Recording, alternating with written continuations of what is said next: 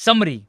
Hello friends, आपने पूरा chapter को बड़े ध्यान से पढ़ लिया होगा, इसको आपने रिवाइज भी कर लिया होगा और दी हुई एक्सरसाइज को आपने अपनी नोटबुक में सॉल्व भी कर लिया होगा। हमें पूरी उम्मीद है कि आपके आंसर्स बहुत अच्छे होंगे। चलिए आपको फिर हम रिवाइज कर लेते हैं इस पूरे चैप्टर को। हमने इस चैप्टर को शुरुआत करी थी स्टोरी ऑफ ट्रांसपोर्ट से। अब हमें पता है कि different modes of transport are used to go from one place to another. जिस क्वांटिटी को आप मेजर कर सकते हो उसे हम क्या बोलते हैं? फिजिकल क्वांटिटी बोलते हैं। Any quantity that can be measured is called a physical quantity. Physical quantities के कुछ एग्जाम्पल बता सकते हो?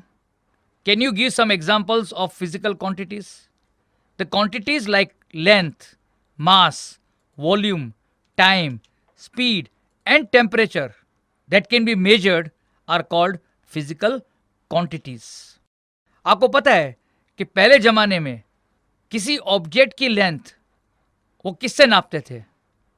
In earlier times, the length of an object was measured by using their body parts like handspan, cubit, that is arm length, pace, that is length outstretched legs, etc.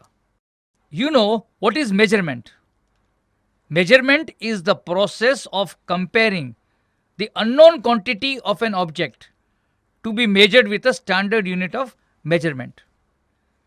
अगर आप 5 kilo mangoes खरीदने जा रहे हो तो आपने देखा होगा कि फ्रूट सेलर जो है बीम बैलेंस का यूज इस्तेमाल करते हैं। एक साइड में वो 5 किलोग्राम जो स्टैंडर्ड यूनिट होता है उसका वो वेट डालते हैं, रखते हैं, और दूसरे साइड में वो आम को तोलते हैं। वो क्या कर रहा है? वो मेजरमेंट कर रहा है। What are SI units? आपको पता है साइंटिस्ट इन्होंने क्या करा? स्टैंडर्ड यूनिट्स को मार्क करा, एडॉप्ट किया।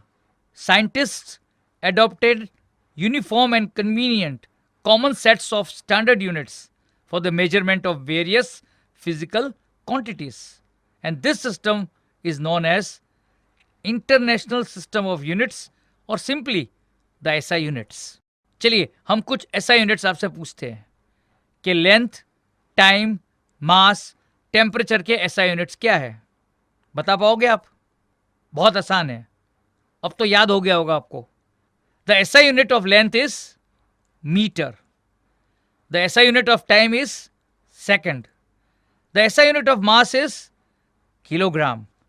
The SI unit of temperature is Kelvin. सारे आंसर ठीक थे ना आपके? चलिए आगे बढ़ते हैं। What is length? जिसका SI यूनिट मीटर है। किसी भी दो पॉइंट या दो प्लेस के बीच में जितना डिस्टेंस है उसे हम लेंथ बोलते हैं। Length is the distance between any two points और प्लेसेस। आप स्केल से मेजरमेंट करते हो तो आपको हमने कुछ सावधानियां बताने की कही थी। What are the precautions to be taken while using a scale?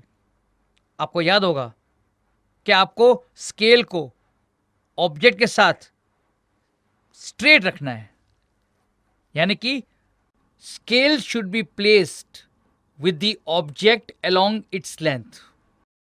अगर आपका स्केल का कोना टूटा हुआ है तो हम क्या करते हैं? हम एक अगले यूनिट से मेजरमेंट करते हैं। In case of worn out ends, we should measure the length of the object starting from any other point of the scale and subtract the reading of this mark from the reading of the other end. तीसरा precaution था आपकी आंख की position कहां होनी चाहिए। Our eyes must be focused exactly above the point of which we are taking measurement. Object कौन से रेस्ट में होते हैं? आपको पता है दीवार रेस्ट में रहती है हमेशा, बिल्डिंग रेस्ट में रहती है हमेशा। हम ऑब्जेक्ट को रेस्ट में कब कहते हैं?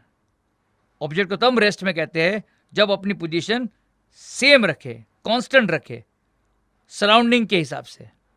N object is said to be at rest if its position remains constant with respect to the stationary objects in its surrounding. अगर वो पोजीशन चेंज करता है ऑब्जेक्ट तो उसे हम क्या बोलते हैं? Objects are in motion. एक चलती हुई कार, एक चलती हुई बाइसिकल, ये सब किसके एग्जाम्पल है? ये सब एग्जाम्पल्स है मोशन के. An object is said to be in motion if it changes its position with respect to the stationary objects in its surrounding. पर आपको पता है कि मोशन और रेस्ट दोनों ही रिलेटिव टर्म्स है. एक ऑब्जेक्ट एक व्यक्ति के लिए रेस्ट में भी हो सकता है और वही ऑब्जेक्ट किसी दूसरे व्यक्ति के लिए मोशन में हो सकता है. हमने एक एग्जांपल बताया था, अगर एक फुटपाथ पे अगर एक स्ट्रीट लाइट है और एक व्यक्ति उसी फुटपाथ पे खड़ा है, उसके लिए ये स्टेशनरी है स्ट्रीट लाइट.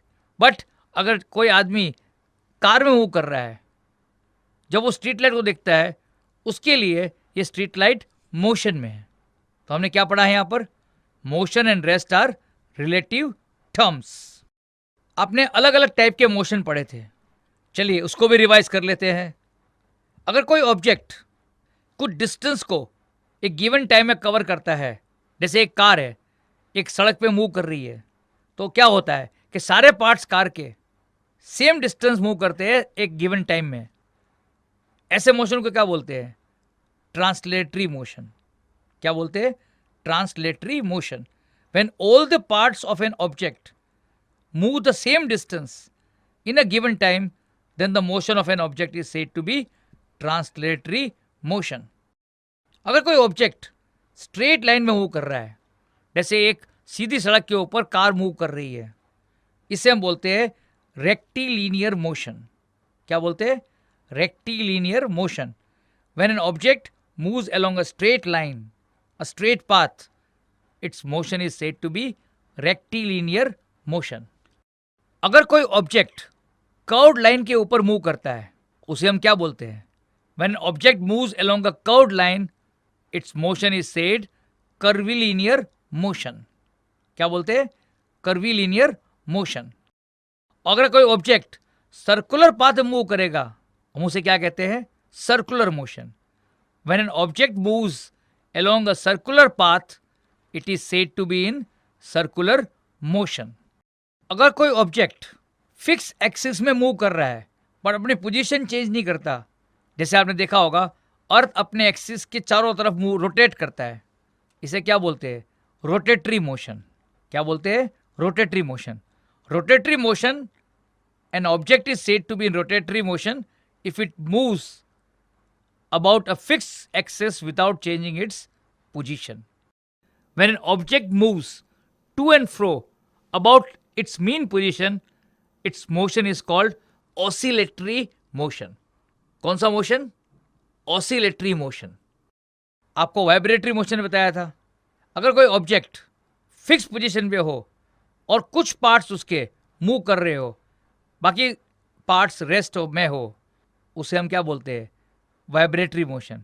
अगर आप सितार के कोई तार को छेड़ते हो तो आप देखे होंगे कि बीच का पोर्शन ही जो वाइब्रेट करता है, एंड पोर्शन जो है फिक्स रहते हैं. इसे क्या बोलते हैं? Vibratory motion.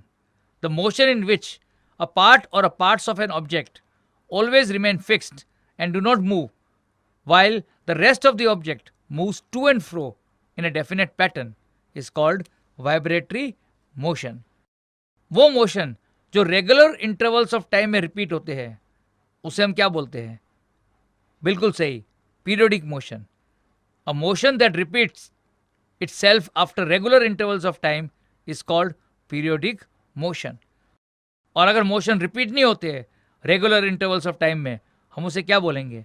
Non periodic motion. The motion that does not repeat itself at regular intervals of time is called non periodic motion. Object के अंदर 2 या 3 टाइप की मोशन एक ही टाइम में मिल सकती है. इस टाइप की मोशन को हम मल्टीपल मोशन कहते हैं. जैसे आप साइकिल चला रहे हो, इसमें 2 टाइप की मोशन देख सकते हो. अगर साइकिल स्ट्रेट रोड पे चल रही है तो हम क्या कहेंगे? इसको रेक्टिलिनियर मोशन। और आप देखेंगे इसका जो पैडल होता है वो कौन सा मोशन कर रहा है, रोटेटरी मोशन। यानी इसके अंदर दो टाइप के मोशन एक ही टाइम में आप देख सकते हो। क्या बोलेंगे इसको हम, multiple motion. An object possesses two or more types of motion at the same time. This type of motion is called multiple motion. अब है पूरी उम्मीद है कि आपने समरी पढ़ने के बाद पूरा चैप्टर को आपने एट अ ग्लांस पढ़ लिया है। इस चैप्टर को बार बार पढ़ते रहिए रेगुलर इंटरवल्स ऑफ टाइम के साथ। आप देखेंगे कि आपके हर टेस्ट में जब ये चैप्टर टेस्ट होगा आपके फुल मार्क्स आएंगे। Thank you.